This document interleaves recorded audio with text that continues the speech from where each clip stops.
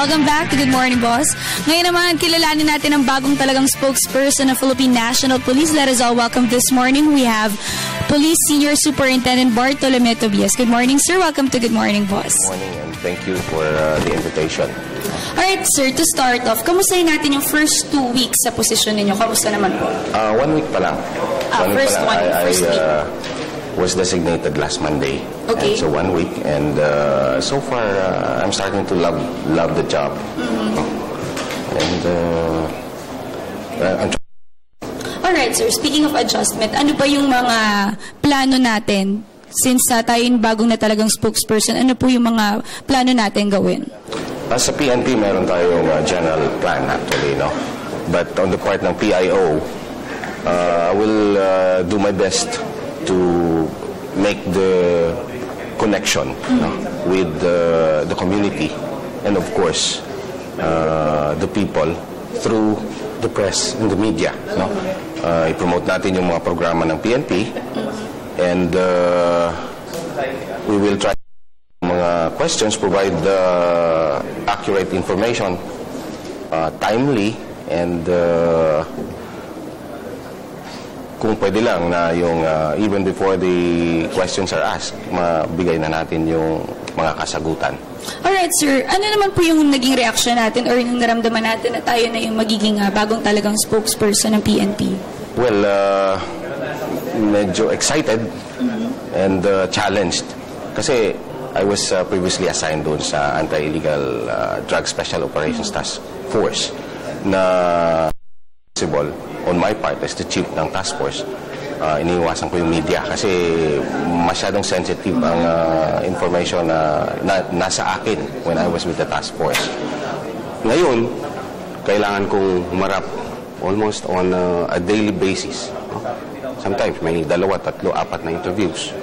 May TV guesting. Alright. So that's more or less, I would say na it is a 180 degrees turn around dun sa former from your previous job and to the present job.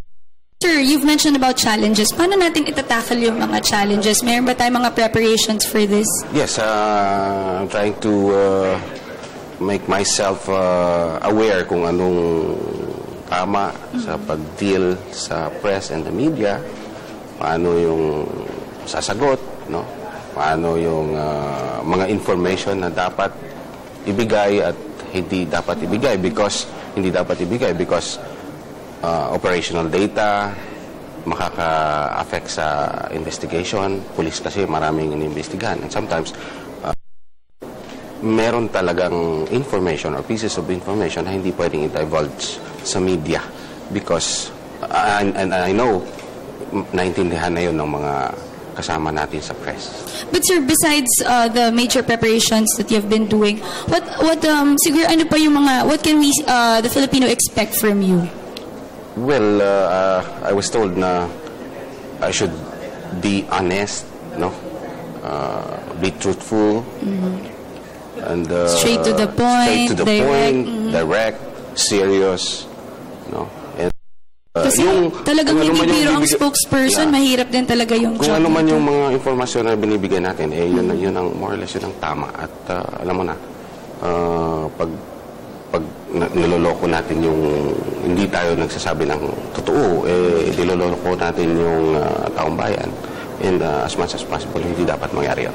Pero sir, hindi ba kayo natatakot dun sa very challenging na job na ibinigay sa'yo being the spokesperson? Kasi minsan kapag may mali tayong information na naibigay, sa atin ang sisi, sa atin ang tutok, paano nyo po i-take ito? Well, it is a challenge na to face and we have to overcome. But it is also an opportunity. No? For new learnings. New learnings as we go along, we learn, and as opportunity to promote from the point of view ng PNP, to promote the PNP na magiging maayos naman na organisasyon. Pero sir, besides ito nga pinag-uusapan natin, since you're the new spokesperson of PNP, kamusta po si Sir Tobias sa likod ng trabaho kapag nasa pamilya lang siya? Well, naka-adjusted na. I've been in the service for 30 years. No? For 30 years? Plus plus yung pagiging kadete, another 4 years, 34 years. So ano si So, Sir Tobias sa likod ng trabaho? Kamusta siya bilang I'm ama, just asawa?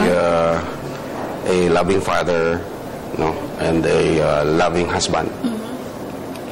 Kaya yung ginagampanan ko rin siyempre yung pagiging ama and head of the family, So which kamusta? is to provide, no. Yes, that's right. Pero paano po kayo nakikibond or nag-spend ng quality time with your family? Well, Despite your very busy schedule. sa ngayon lang yun, no? Busy schedule, even before. Time, I usually spend time pag nauwi ako, yung anak ko kasama ko sa dinner, nagdi-dinner kami, nagdi-dinner date kami, and yung misis ko naman kasi nasa States. 2002 pa. So wala we spend namang also problema when it wala comes no to that problem. quality time. Yeah, quality time, no problem. Ano naman pong reaction ng family niyo nung nalaman nila na kayo na po ang bagong talagang spokesperson ng PNP? Well, sabi nila, mahirap na trabaho yan. But alam namin na kaya mo yan. Medyo believe din sila sa akin. I thank them for that. Alright, sir, congratulations. Siguro before we end, do you have any message to our Filipino people? Well, sa ating kababayan, no, the Philippine National Police Public Information Office will do its best to inform, to give the right information timely, and we will let you know kung ano yung mga programa ng ating PNP, and if even during yung mga alanganing oras, we will render quality services. Alright, thank you so much for joining us this morning. Again, congratulations and we wish you all the best. Ayan po, nakapanayan po natin si Police Senior Superintendent Bartolome Tobias. Maraming salamat po.